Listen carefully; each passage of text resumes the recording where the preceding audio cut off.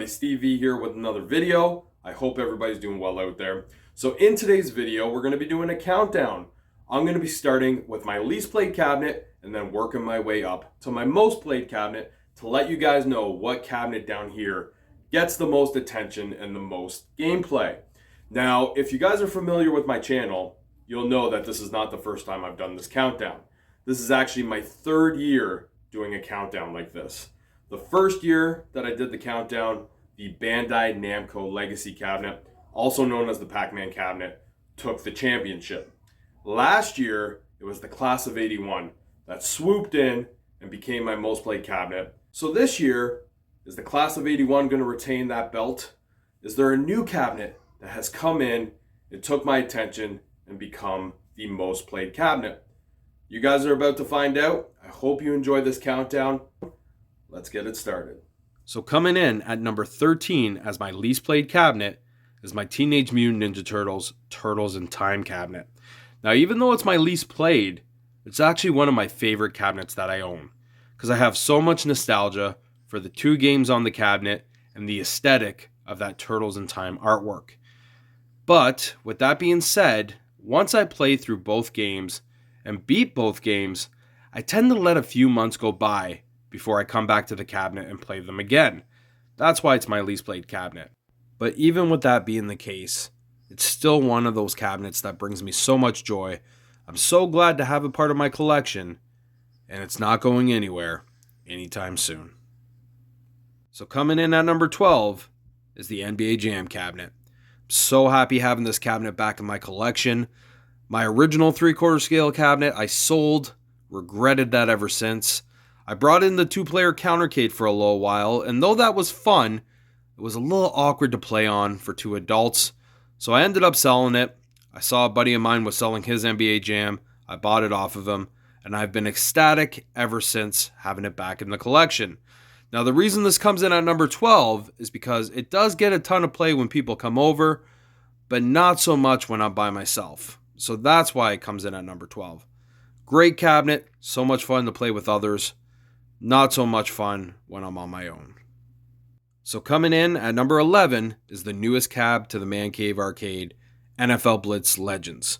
Now, I bought this cabinet for two reasons. Number one, it was on an amazing sale. Here in Canada, we don't get a lot of great sales, and this was $300 off after it being out for only a month and a half. So I had to pick it up.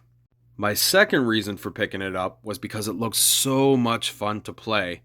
And even though they did take the late hits out, I knew it would be fun to play with my family and friends and play online with people. And it has been. I really enjoy playing with people when they come over to my house, and I have enjoyed playing online as well. But after getting my ass kicked a couple times, it does tend to get more play when people come over. Coming in at number 10 is my Simpsons cabinet. Now, I have a ton of nostalgia for this cabinet, but not so much for the game, more for the aesthetic of the cabinet. When I was growing up, I remember seeing the Simpsons cabinet at Canada's Wonderland. Here in my town, there was a mini-putt place that had a Simpsons cabinet. And though I did play the game a few times and did enjoy it, again, it was the look of the cabinet that really stuck out in my head. And that's why when Arcade 1UP announced they were coming out with a Simpsons cabinet, I knew I wanted to pick it up. Now, the game that gets the most play on this cabinet is Simpsons Bowling. And though it's an easy game, it's still so much fun to play. And it's probably what makes me come to this cabinet the most. So coming in at number 9 is my Mortal Kombat 2 cabinet, also known as the Midway Legacy cabinet. This cabinet has 12 classic games. And though I bought this cabinet mainly for the Mortal Kombat games, as those are the games I have the most nostalgia for and really enjoy playing, it's the other Midway classics that I'm getting the most play from. Games like Bubbles, Joust, Defender, Gauntlet, Rampage. These games are so much fun to play and truly remind me why the 80s was the golden era of arcades.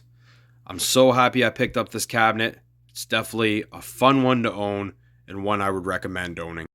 At number 8 is the Street Fighter 2 cabinet, also known as the Capcom Legacy. This is also a cabinet that has 12 solid games, And even though I did buy this cabinet mainly because of Street Fighter, just like Mortal Kombat, it's a classic fighter that I wanted to have part of my collection. It's the other games that are also getting the most play on this cabinet. And in my opinion, this original Capcom Legacy cabinet has the best Capcom game list, with games like Final Fight and Strider, 1944 and Commando. Like, these are classic games that are just amazing to have on one cabinet. Not to mention that I love the artwork on this cabinet as well. So coming in at number 7 is my driving cabinet, the Ridge Racer cabinet. This is a cabinet that I'm very happy having part of my collection, and it's kind of surreal because when I was a teenager, I worked at a movie theater that had a Ridge Racer cabinet, so I used to see gameplay and hear the attract mode music throughout the shift. So it's pretty cool having a recreation of that cabinet in my collection. It's a cabinet that I really enjoy playing. My friends and family enjoy it as well. 5 solid games, though they're all fairly similar. But 3 of the games have the rumble effect with the steering wheel, so that's pretty cool. When it comes to driving cabinets, I wanted a more modern title. This fits that need, and it was a great upgrade from my original Outrun cabinet. Sliding in to that number 6 spot is the PacMan cabinet, also known as the Bandai Namco Legacy cabinet. This was a cabinet I knew I wanted to pick up for one reason and one reason only. It was a Pac-Man cabinet, and I love Pac-Man. I'm one of those guys that cannot get enough of Pac-Man. So when they introduced this cab into the mix of the legacy cabinets, this was the one I wanted the most. 12 amazing Namco games. When I first did a countdown, this came in the number 1 spot. It's been 2 years since then. It's kind of moved down the line a little bit, but still one of the most played cabinets in my man cave arcade by my guests, and one that I go to quite frequently as well. As we break into the top 5, what comes in at number 5 is my Tempest cabinet, also known as the Atari Legacy cabinet. 12 solid games, a great form factor, a control deck that offers a different style of gameplay. You got a trackball, you got a spinner. I bought this cabinet because I wanted to play Centipede and Millipede the right way, and that's with the trackball. I have those games on my cocktail table, but it's with a joystick. So I wanted to do it right, and that's why I bought this cabinet. Little did I know it was going to become one of my favorite cabinets to play, something I go to every single time. I love playing Crystal Castles, Tempest, Asteroids. Such a solid cabinet. Coming in at number 4 is the Attack from Mars virtual pinball machine. Now for me, I wouldn't feel like my arcade was complete unless I had one pinball table. That was something that was very important to me. So when Arcade 1UP announced that they were coming out with 3 virtual pinball tables, I knew I had to have one, and this was the one that was calling my name, because it's based on a real table, and that's what I wanted to have in my man cave arcade. Since then, I did do the 30 game mod, so I have the 10 Williams tables, but I also have the other 20 tables, 10 Marvel, 10 Star Wars. It's definitely nice to have a variety, and for that reason, it's one of my most played products down here. So coming in at number 3 is my Big Buck World, aka Big Buck Hunter cabinet. Now, the Big Buck World was the SKU we got here in Canada. In my opinion, it was the better looking SKU. I love the way this cabinet looks. I got the Retro 530 marquee on there to really bring the look together. I have the Buy Stuff extender for the riser that brings it to a height that's a little more comfortable to play. This is one of the most played cabinets when people come over. I play it all the time by myself as well.